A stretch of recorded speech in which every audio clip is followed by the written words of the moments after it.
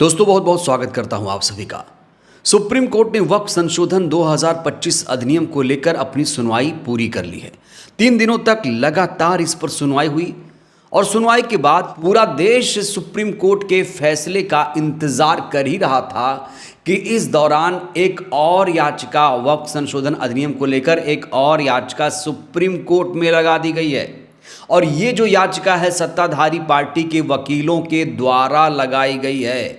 जैसे ही एक नई याचिका सीजेआई बी.आर. गवई के पास पहुंची, गवई साहब भी चौंक गए। गवई साहब ने इस याचिका को लेकर तीखे सवाल उठाए, साथ ही साथ उन्होंने केंद्र सरकार को नोटिस भी जारी कर दिया है। इस बीच उपराष्ट्रपति राष्ट्रपति से भी सीजेआई गवई साहब ने मुलाकात की है।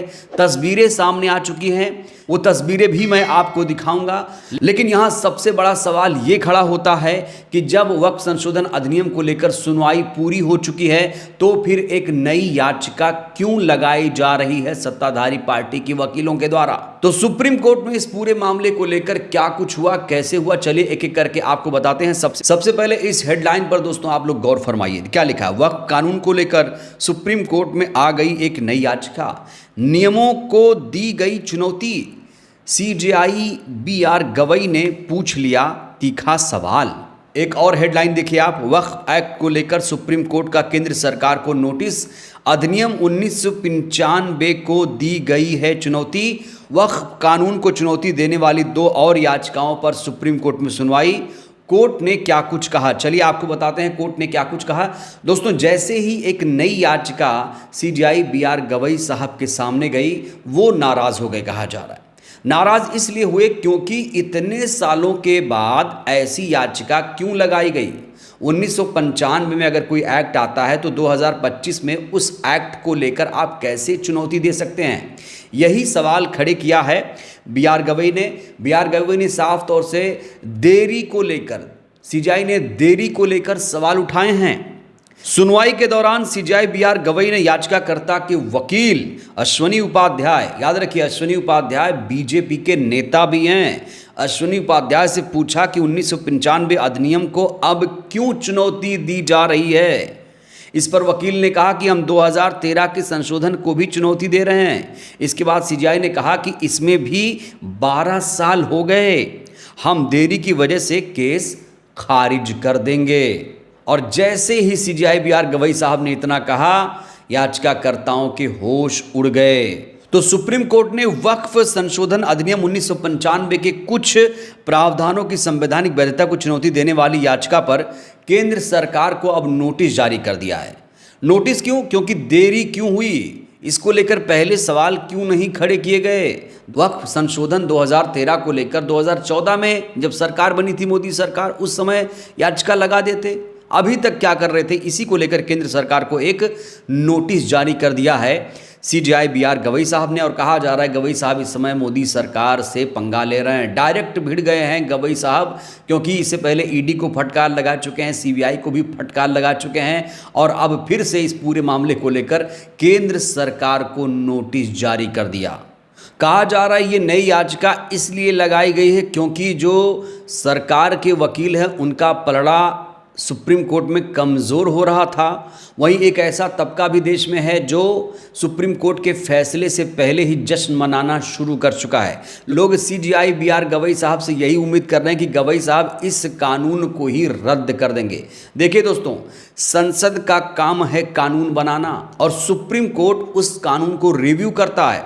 अगर केंद्र सरकार कोई कानून बनाती है, अगर वो संविधान के खिलाफ होता है तो उसका रिव्यू सुप्रीम कोर्ट करता है, और अगर गैर संवैधानिक होता है कोई कानून तो उस कानून को रद्द करने का अधिकार सुप्रीम कोर्ट के पास है। और इसीलिए इस समय बहुत सारी याचिकाएं वक्फ संशोधन अधिनियम को लेकर लगाई गई हैं। पूरा देश सीजेआई बी.आर. गवई साहब से उम्मीद लगाए बैठा है कि गवई साहब इस पर फैसला मुसलमानों के हक में देंगे।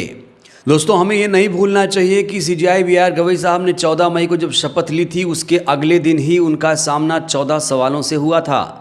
राष्ट्रपति ने उनसे 14 सवाल पूछ डाले थे।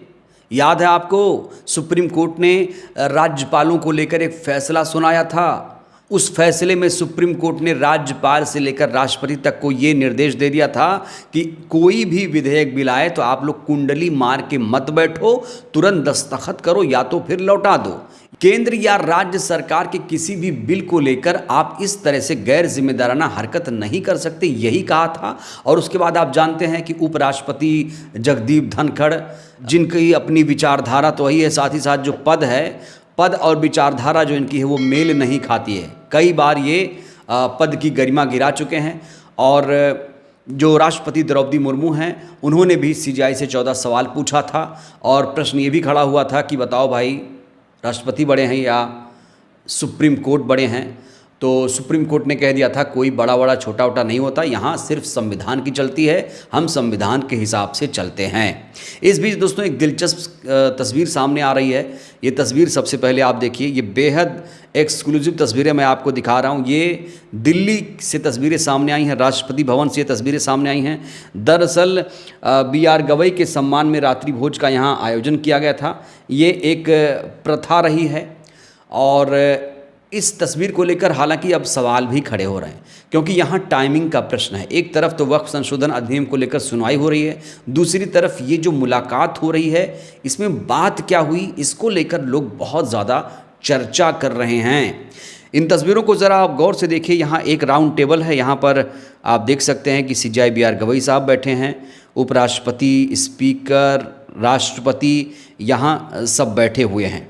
तो यहाँ CJI BR गवई साहब आंखों में आंखें डाल के लोगों से बात कर रहे हैं। इस तस्वीर में आप उपराष्ट्रपति जगदीप धनखड़ की बॉडी लैंग्वेज को भी पढ़ सकते हैं कि किस तरीके से ये मुंह चुराते हुए नजर आ रहे हैं। CJI BR गवई के सम्मान में जो समारोह आयोजित किया गया था उसमें जगदीप धनखड़ तो आपको नजर आ रहे हैं, लोकसभा अध्यक्ष ओम बिरला थे, रक्षा मंत्री राजनाथ सिंह, विदेश मंत्री S जयशंकर, कानून मंत्री अर्जुन राम मेघवाल, पूर्व CJI संजीव खन्ना, जिनके सेवानिवृत्त होने के बाद जस्टिस गवई को ये पदभार दिया गया था, वो भी इस मौके पर नज़र आ रहे हैं।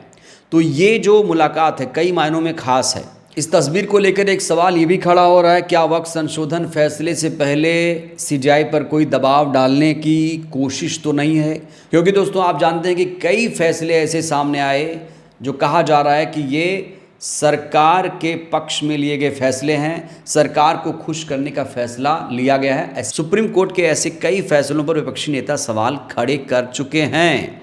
और आपको ये नहीं भूलना चाहिए कि 2 पूर्व CJI जो हैं वो रिटायर होने के बाद पद भी ले चुके हैं। एक तो हमारे DY चंद्रचूड़ साहब हैं, दूसरे रंजन गोगोई। ये मत भूलिएगा, कायदे से तो रिटायरमेंट के बाद कोई कुर्सी CJI को नहीं लेनी चाहिए, जैसा कि ये बात हमारे जो नए CJI BR गवई साहब हैं वो कह चुके हैं।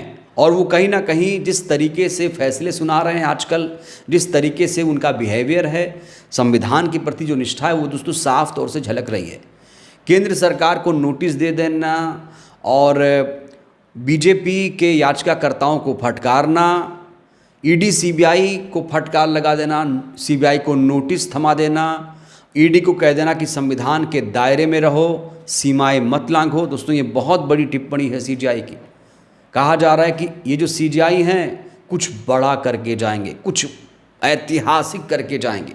देश की जनता को CJI BR गवई साहब से दोस्तों बहुत ज़्यादा उम्मीदें हैं। और ये जो तस्वीर वायरल हो रही है, लोग इसके बहुत सारे मतलब मायने निकाल रहे हैं। सवाल तो यहाँ ये भी खड़ा हो रहा है कि जब 14 मई को ही CJI BR गवई साहब ने शपथ ले ली थी, तो फिर 27 मई को रात्रि भोज का आयोजन क्यों किया गया? क्या CJI को बैलेंस करने की कोशिश की जा रही है? और उपराष्ट्रपति और राष्ट्रपति ने CJI से क्या बात की होगी दोस्तों, आप भी अंदाज़ा लगाइए। भूलिएगा नहीं, राष्ट्रपति ने 14 सवाल CJI से पूछे थे, वो देश कभी नहीं भूल पाएगा। ऐसा टकराव राष्ट्रपति और सुप्रीम कोर्ट में इससे पहले दोस्तों कभी भी नहीं हुआ। तो अब पूरे देश की निगाहें CJI के वक्फ कानून पर आने वाले फैसले पर टिकी हुई हैं। CJI BR गवई उस पर क्या फैसला सुनाते हैं। अगर कोई ऐतिहासिक निर्णय लेंगे तो जाहिर तौर पर देश उन्हें हमेशा हमेशा के लिए याद रखेगा, उनके योगदान को कभी नहीं भूल पाएगा। अब देखना होगा वक्फ संशोधन और तमाम जो फैसले हैं आने वाले वो किस तरीके से लेते हैं। तो देखना होगा वक्फ संशोधन कानून पर CJI क्या फैसला देते हैं। पूरा देश इंतज़ार कर रहा है। ये जो तस्वीरें दोस्तों सामने आई हैं, इन तस्वीरों को लेकर आप क्या सोचते हैं और CGI BR गवई साहब से आपको कितनी उम्मीदें हैं, प्रतिक्रिया दीजिएगा। बहुत बहुत धन्यवाद।